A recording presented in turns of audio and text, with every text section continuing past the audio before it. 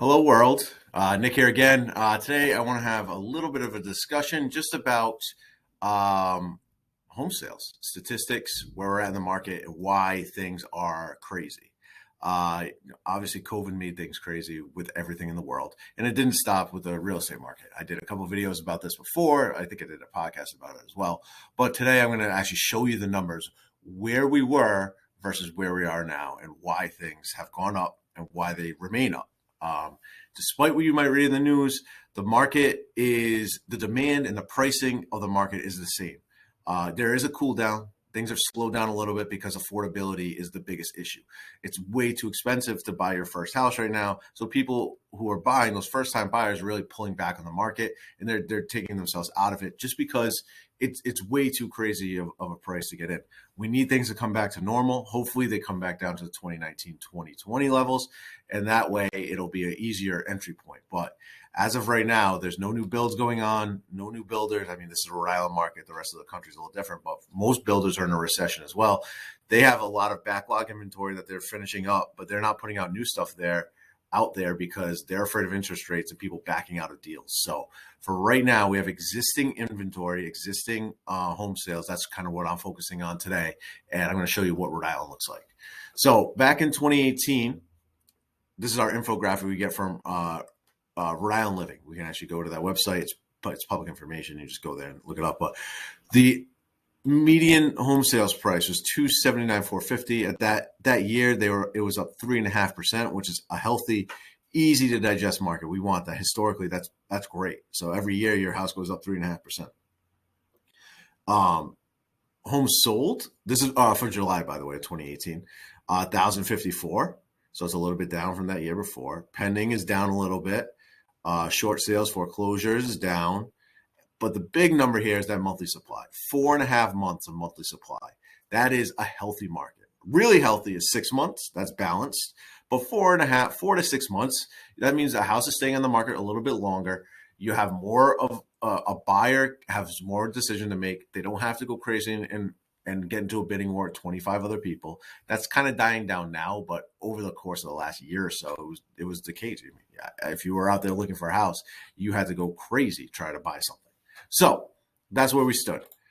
4.5 months supply, 279. All right, let's go 2019. Normal year, we're up 6.5%. So what happened was we saw foreclosures go down. The month supply dropped a little bit. Total sales were up by 10%.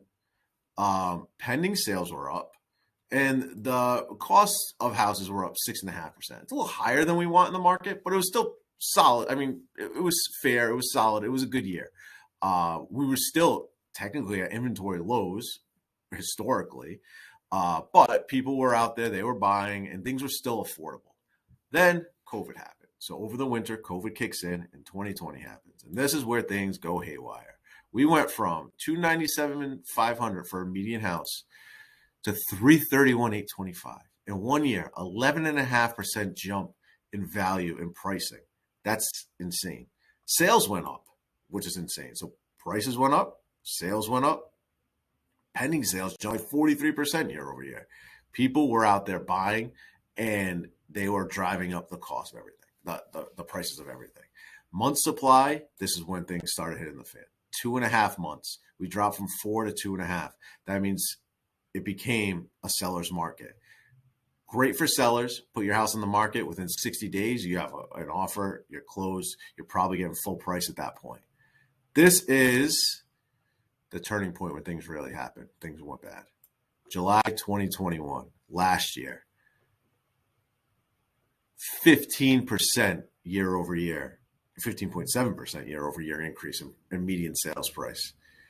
The number of sales went down. That's only because inventory dropped. And I'll show you why right here. Month supply went down to 1.7%, lowest we've ever had in history. Great. Again, sellers were making out like bandits. Your house had never sold for more in as quick a time. Pending sales were down, but again, that's just because inventory was down.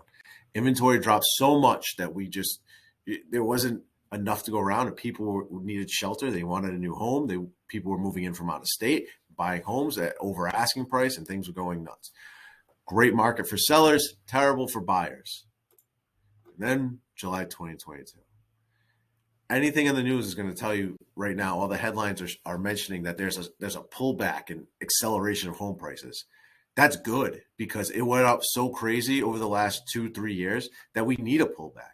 We're currently at median sales price of 410, 6.8%.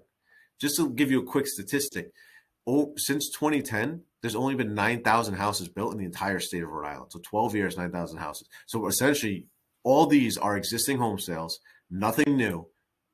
Prices are still going up.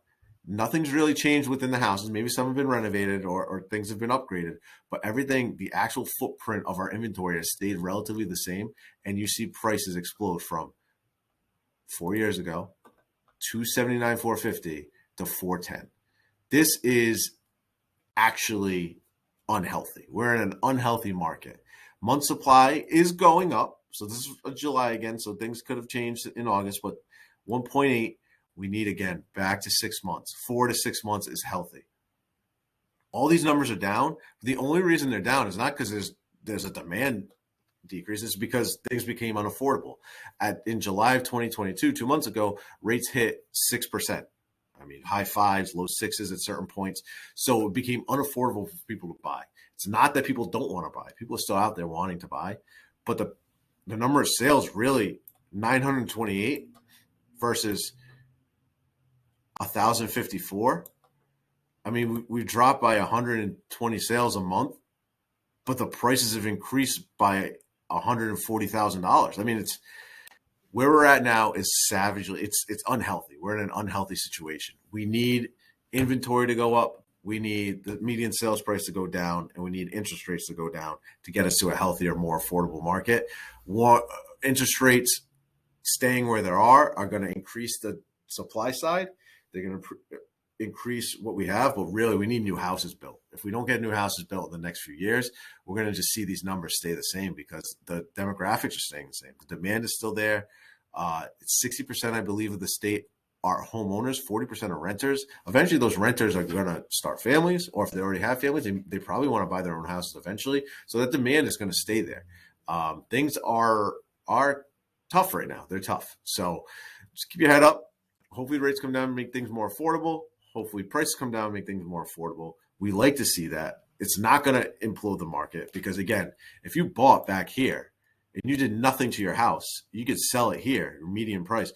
You made yourself $130,000, $140,000 in profit in 5 years without even lifting a finger, just because there's nothing out there. That's tough. That is tough on the buyers in the world. So we need the buyer's market to come back. Or it actually just evening out, and that'll make things a lot better for everyone. So that's where we're at right now. Hopefully this explains why median sales prices are up, what's going on in the market. The demand is still there. The sales are still there. Even with it being more unaffordable, that's where things are coming down. The demand is coming down for mortgages a little bit, but people still need to buy. They need shelter. They need single-family homes, and that's not going to stop anytime soon. So have a great day. Hopefully this explains a little bit about the Rhode Island market.